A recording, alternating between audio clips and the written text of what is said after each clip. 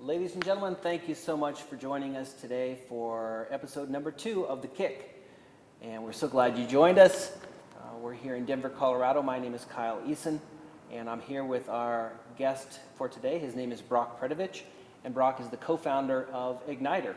He's going to tell us all about Ignitrr and what his big idea is right now. Thanks for joining us, Brock. Appreciate it. Thank you. Appreciate it. So tell us a little bit about your background and how you got to where you are today, and what that special idea is that you have had that seems to have a life of its own, has a lot of energy that people are really sensing. Okay. Kind of how I got here. I grew up in a military family. We moved around quite a bit in the States here, and we ended up settling down in third grade. We ended up settling down in a small town here in Colorado called Canyon City, Colorado. And my dad had bought a farm there, and so I went from a very, city-centric life in the military to all of a sudden being on this farm and working with cows, and in the summer we'd cut the field and bring in the hay, and I'd be bucking bales and putting those into the barn. So that whole rural life as well. So I've had the kind of a very cool childhood in that regard, and having those kind of two experiences. But I think I'm being here in Denver, so obviously I think I love the city a little bit more. But from there, from third grade, I wanted to be in the military as well. I always saw that something my dad really pushed as well, as far as getting into that, and so I followed in my dad's footsteps in that regard, and I actually went to the Air Force Academy. I went there to play football. I ended up doing a couple different sports while I was there. But went to the academy, got out, did about 2 years in the Air Force, and then I went into a corporate job after those 2 years, working for Remax International, which is here in Denver, and it's the international headquarters of the Remax franchises. And so I spent my time at Remax. I spent only about 11 months there, and the entire time I was putting together a business plan behind this first business that I went to launch. And I got an angel investor behind it. The business was called Bazential, and basically we were creating as a website. It was a social platform for business owners where they'd have all the marketing just tools, different things that they would need to run their business. And really kind of looking back at it, what we were trying to build was Google Plus, and we were really trying to do that on a $60,000 angel investment. And long story short, it did not work for us. We ended up having to close that down after about 12 months. But I learned a lot of things in the process, and that became evident about a week later.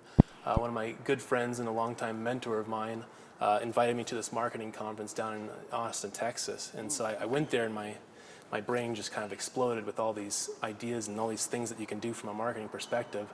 A lot of things I saw that I was already doing, and a lot of things that I saw that, hey, I can do that kind of thing too. So it was about 3 days after that conference that I decided, well, I'll start a marketing business. And so I think it was about 2 weeks after that decision, I had a handful of clients, and they were paying me to learn how to market in a lot of essence there. And so I did that for about 2 years, working with different companies, working with a lot of online info product type of guys. And what I really loved about the things that I was doing was basically creating an email list of potential customers, people that are going to buy your product or buy your service, and then marketing them with educational marketing. And so I saw a real opportunity, with my wife. My wife at the time was in the mortgage industry. She was a loan officer. She was having to do a lot of just kind of manual things in terms of to run her business, in terms of going out and meeting with people constantly, and going out and having coffees, and going out and teaching classes. And so we talked about it for quite a while, and ended up kind of partnering up and creating a company called LimeTree Lending. And what we did really was just virtualize the thing that she was doing offline. We virtualized those and put those online. And so, again, applying the things that I knew is creating an email list. We ended up building a list of about 18,000 realtors here in Colorado. And what we did was just every other week we'd send them an email, a video email with some new educational content, that's something that's going on in the mortgage or the real estate industry that realtors would like to know. And doing that, she was able to build authority in that marketplace. She was able to position herself, and the agents really loved that, so they would then send her business by doing that. And so that was great, and we did that for about a couple of years, and it's obviously still going. But about a year ago, I had an opportunity to meet with that same longtime friend, same mentor that brought me to that marketing conference. He ended up coming into town, and we spent a little time together. And he said, "Hey, there's this guy Dean. I'd like you to meet. He's been out in Singapore. He's been running a VC incubator out there in Singapore for the last 5 years. I think you guys have really hit it off." And so I ended up meeting with Dean and him and over lunch.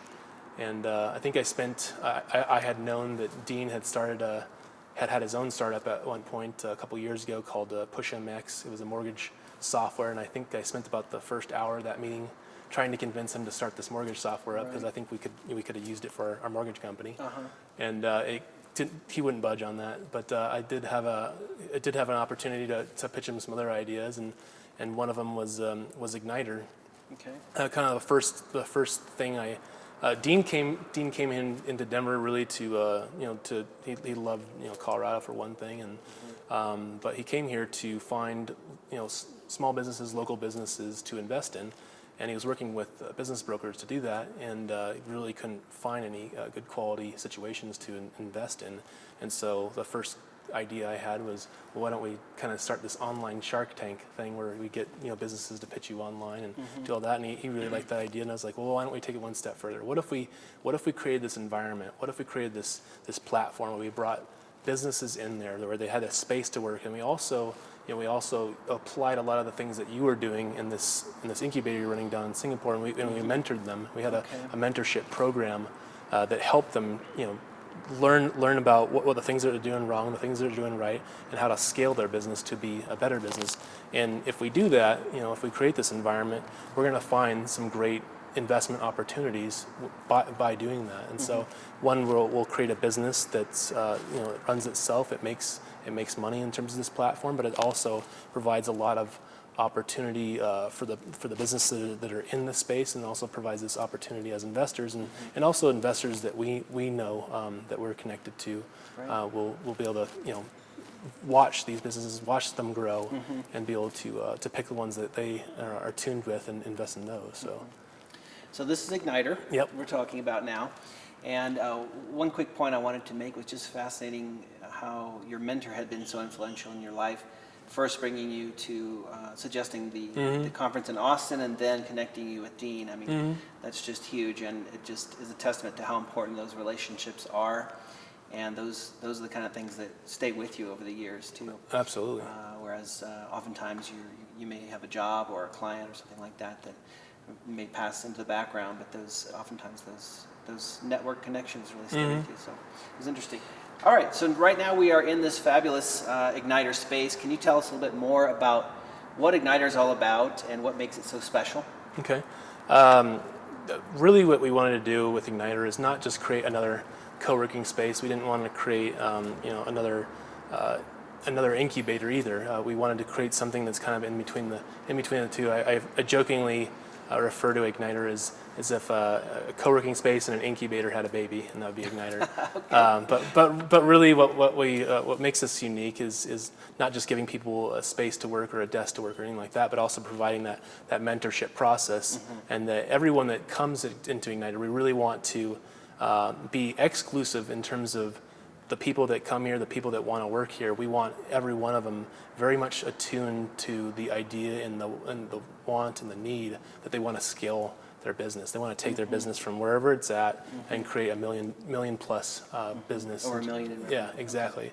And so what we with that kind of general concept, we really start to look like a better conceptualization of what Ignitrr looks like is really we're an incubator turned upside down. Okay. Or instead of a VC company starting an incubator, investing in a portfolio of companies, and then mentoring them to become bigger companies. What we really wanted to do is invest in a platform, and invest in that platform which allows small business owners, entrepreneurs, solopreneurs to come in the space, get the mentorship they need in terms of what they would be able to get in a VC incubator, get that same level of mentorship and scale their business. So it's really flipping it upside down and providing an opportunity for business owners to invest in themselves. Okay.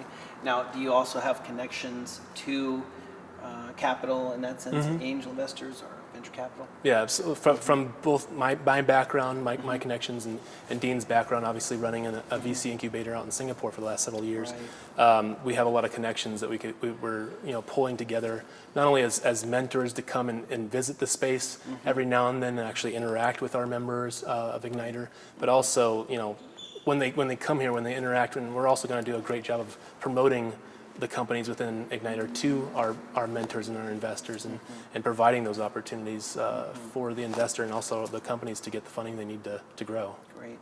Sounds really interesting. And I guess, as we come to a close here, maybe you could hone in a little bit on, we talked about the Ignitrr being a sort of accelerator turned on its head in a way, but what is really that special ingredient for Ignitrr that really is most exciting to you and to Dean as well, that makes you feel like this is something unique and it's something special?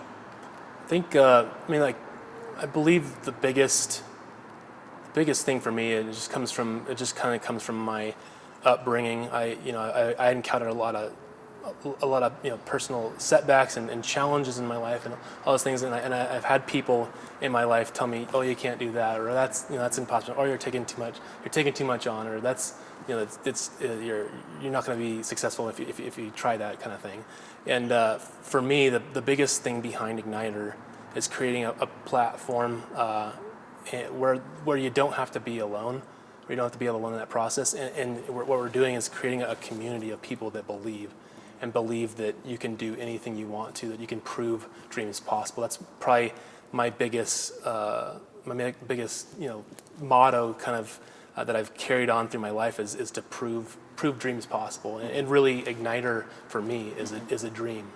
And so we're doing that ourselves, just in getting this place up and running, and fulfilling this dream of creating this platform. So it's a great place to stop. I think it was a great story that you told, and it's fascinating that it's all coming together now. And you can see here the space is not finished, but you're actually in operation right now, and you have entrepreneurs in your program. Is that right? Yep.